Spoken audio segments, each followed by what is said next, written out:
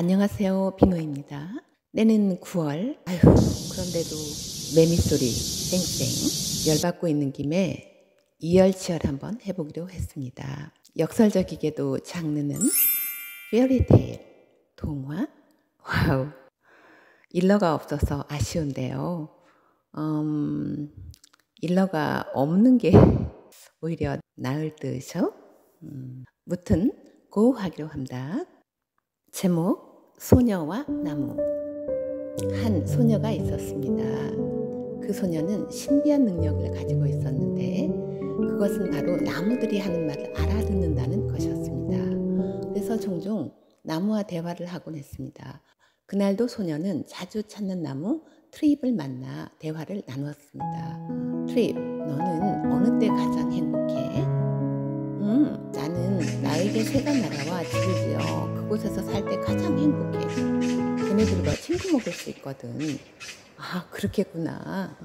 소녀는 그 대답에 공감하며 바로 이어 곤란한 느낌이 드는 질문 하나가 떠올라 한참을 망설이다가 조심스럽게 입을 떼었습니다. 그럼 너가 가장 슬플 때는 언제야? 트립은 시무룩해 하며 떠듬떠듬 나는 인간들이 우리 나무들에게 전지라고 하는 걸 행할 때 슬프고 두려워. 어떤 애들은 그래서 전지 전에 스스로 떠나버리기도 해. 우린 그걸 미리 알거든. 소녀는 아무 말도 하지 못한 채 그저 그러한 눈으로 트립을 꼭 안아줄 뿐이었습니다. 그러자 트립은 되려 씩씩하게 어떡하겠소. 어차피 인간들과 더불어 살아가야 하는데 그래서 가급적 천천히 자라고 어느 정도 자라면 성장이 그대로 유지되는 방법을 연구 중이다. 와우, 너가 어서 유레카를 외치길 기다릴게 라고 애써 소녀는 밝게 응수했습니다. 그러고 이번엔 소녀가 묻지 않았는데 트립이 먼저 한 얘기를 꺼냅니다. 있잖아, 너 그거 아니? 지금까지 세상에서 가장 슬펐던 나무의 이야기. 나도 조상들로부터 전해 들은 거야. 아니 뭐 그런 게 있어? 내가 어렸을 때 엄마 아빠에게 막대기가 새토막 나도록 맞은 적이 있는데 그 나무는 아닐 테고. 소녀는 일부러 밝게 대응했지만 트립은 오히려 진지하게 옛날에 한 인간 청년이 있었대. 그는 천사보다 더 천사스러워서 까치 얘기했을 때 소녀는 거의 반사적으로 아, 예수님 얘기구나. 응, 맞아. 예수라고 들었어. 그의 소녀는 트립이 언급한 그 나무에 대한 답을 직감하고 힘없이 말을 이었습니다. 아, 이 세상에서 가장 슬펐던 나무는 다름 아닌 예수님의 그 나무였겠구나. 모든 인간의 죄를 대신할 테니 인간들의 죄를 사해달라 했던 어린 양보다 더 순수하고 순백했던 한 사람의 생명을 그토록 험하게 빼앗는 그런 테러블한 장치로 만들어져 버렸으니까 그런 나무의 슬픔은 얼마나 컸을까. 소녀로선 예수님에 관한 한 아플 만큼 사랑하는 존재였는데 이번엔 그 나무를 생각하니 그 나무조차 크게 가엾어졌던 것입니다. 그 나무 얼마나 슬프고 자신이 저주스럽기까지 했을까. 소녀는 그 나무에게도 기도로서 깊은 애도와 사죄를 표하고 명복을 빌었습니다. 그쯤에서 대화를 더 이상 이어갈 수 없던 소녀는 트립과 일단 굿바이하고 그 자리를 떠나 집으로 고. 그러면서 번쩍 드는 생각. 아직도 인간은 2000년 전하고 똑같구나. 2000년 동안 그 장치에서 예수님을 단 한 번도 진정으로 빼어내 구해내 드린 적이 없구나 라는 기도 씁쓸하고 노엽고 기가 막힌 통찰의 한순간이 폭풍처럼 휩쓸고 지나갔습니다. 그도 그럴 게 어느 교회를 보든 성당을 보든 건물 안이나 밖이나 거대한 십자가들로 숲을 이루고 있다는 사실에 소녀의 생각이 가 닿았으니까요. 여러 생각을 하면서 집으로 오고 있는데 그날따라 집 근처 가까운 곳 길가 어느 화단의 소나무 몇 그루가 눈에 들어왔고, 글쎄 그 나무들에 마치 거짓말처럼 몸 몇 개가 박혀 있는 거였습니다. 아, 어째 이런 일이.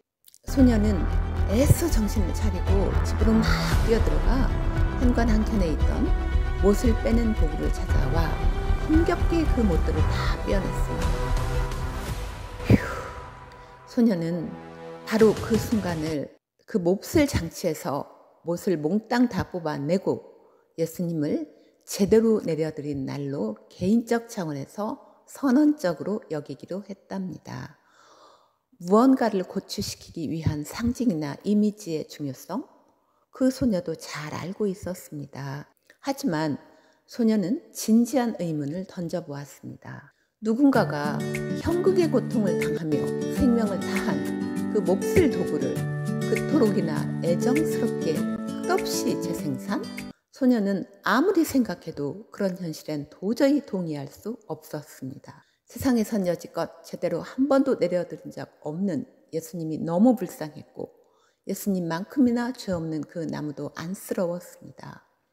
그래서 소녀는 마음속으로 이렇게 리셋하기로 했습니다. 교회의 안팎, 십자가 숲을 이루고 있는 그것이 자리하고 있는 자리마다 대신 거리는 천상의 두루마리를 입으시고 어린 양들을 안기 위해 두 팔을 넓고 둥글게 펴시고서 행복하게 웃고 계신 예수님이 서 계신다 생각하기로 했던 거죠. 하지만 세상에선 너무도 머나먼 일, 그래도 이런 상상이 어떻게든 앞으로 널리 퍼져가 세상에서도 당연한 현실이 되어주기를 간절히 소망했습니다. 며칠 지나 트립을 만났고 트립은 소나무들을 편안한 몸으로 구해준 것에 대해 무척 고마워했습니다.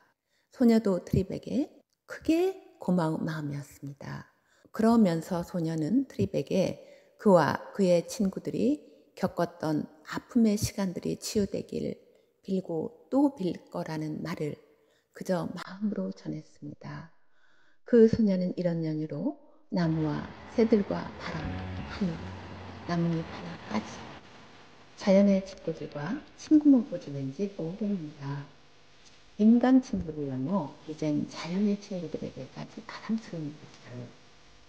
그들과 이런저런 사연과 추억들도 많이 만들어가며 잘 지내고 있답니다. 공주와 왕자는 평생 행복하게 살았답니다. 뭐 이런 엔딩이어야 하나요? 무튼 여기서 동화는 마무리하고요. 먹먹하면서 멋지네요. 멋진 이 소녀를 응원하며 그리고 무엇보다도 십자가가 있던 자리를 기쁘고 행복한 예수님 형상이 대신하기를 바라는 소녀의 참신하게 기특한 소망에 격한 박수를 보냅니다. 왜 우리 인류는 2000년 동안 이런 생각을 못했을까요? 그리고 앞으로도 웬만해선 못할 것 같을까요?